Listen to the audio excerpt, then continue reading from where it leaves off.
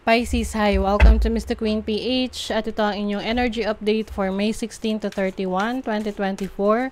This is a general reading. Just take what resonates. Watch your Sun, Moon, Rising, Venus for other messages. And thank you sa lahat ng mga sumusuporta dito sa ating channel. Just a reminder, gamitin nyo lamang ang reading na to bilang gabay. Pa-follow, like na rin ang ating Facebook at TikTok. Lahat po yan Mr. Queen PH.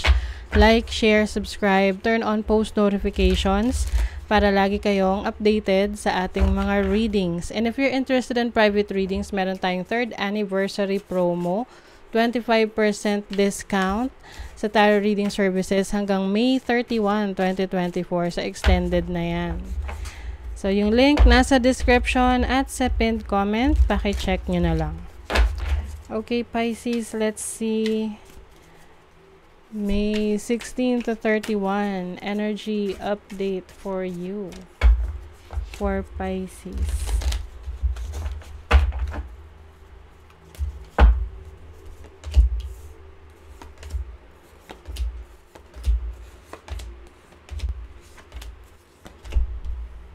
Okay. Bottom of the deck, 7 of Swords. Pisces, pay attention sa mga nakaka-deal ninyo ngayon, no? Whether this is a relationship, business, sa work, meron ditong, merong questionable na intentions towards you. Someone might be, parang nagsaspy on you, no? Yung parang inaalam ko ano yung nangyayari sa buhay mo. Someone maaring very competitive sa'yo, pwedeng nakakasama mo to no? Kaibigan, tinuturing mo kaibigan, pero ano pala siya, gusto pala niya na pabagsakin ka. Oo. Or yung tipong gusto niya, I mean, masaya siya kapag maganda yung situation mo, pero pag mas maganda yung situation mo sa kanya, doon siya nai-insecure. Okay? Pwedeng marireveal itong person na to, kung sino man to, with the Justice card. I feel like there's truth coming out. Meron kang matutuklasan about a person na merong hindi magandang intentions towards you. Can also mean lying, cheating, no? Nanloloko. 8 of Wands. Pwedeng may mga tao na magbibigay sa iyo ng information about this person. Yeah. So I think this is someone na hindi mo siya inaasahan na ganun pala siya. So ngayon, yung iba parang somehow may fears na kayo, may takot na kayo of being so close sa isang tao.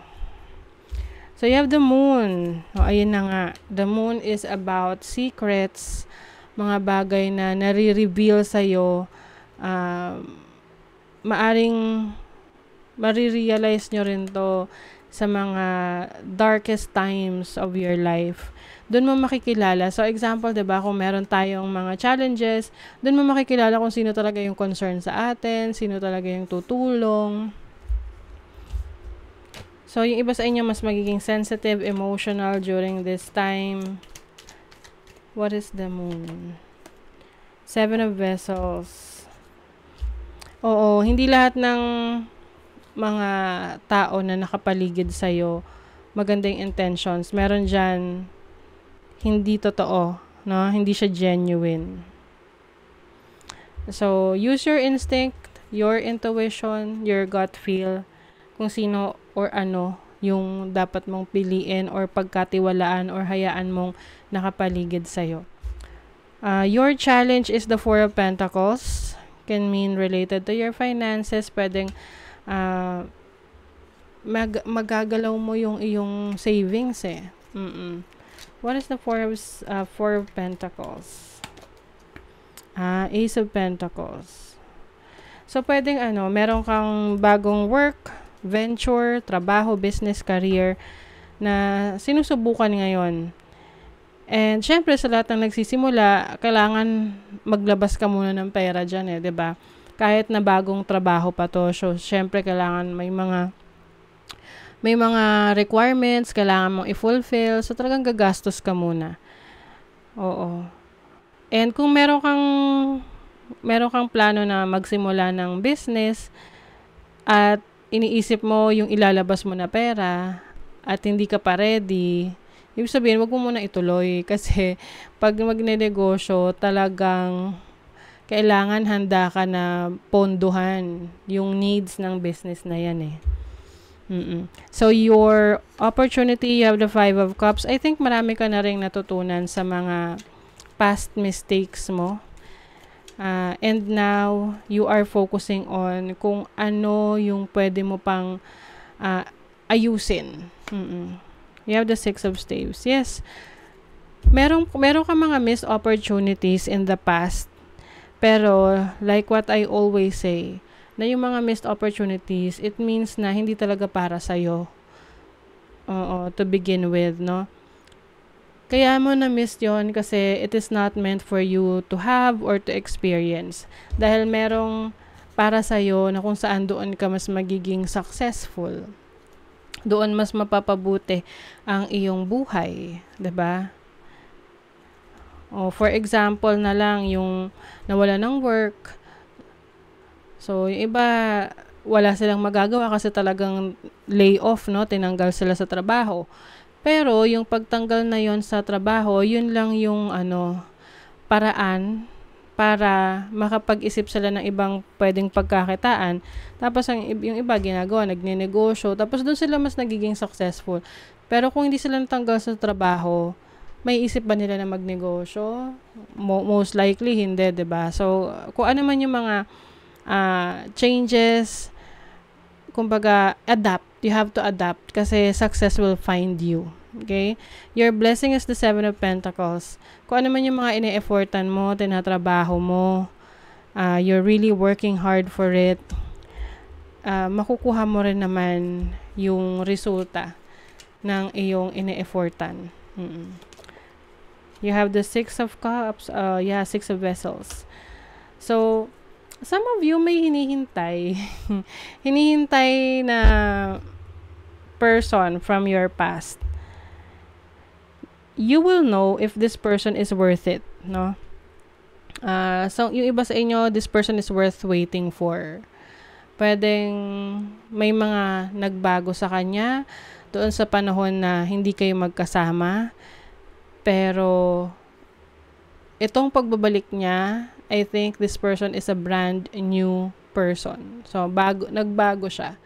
So, I think ngayon, as a blessing, pwedeng magkakaroon ng reunion, reconnection sa person from the past.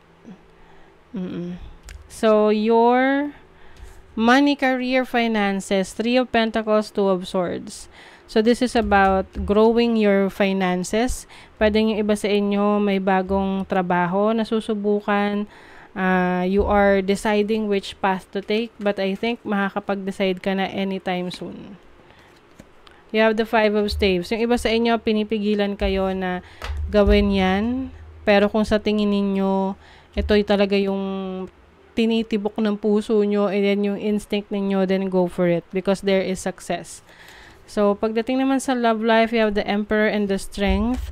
Some of you are in a relationship na medyo controlling yung person, no, that you are dealing with. With the Tower, possible na meron ditong challenge or pagbabago, no?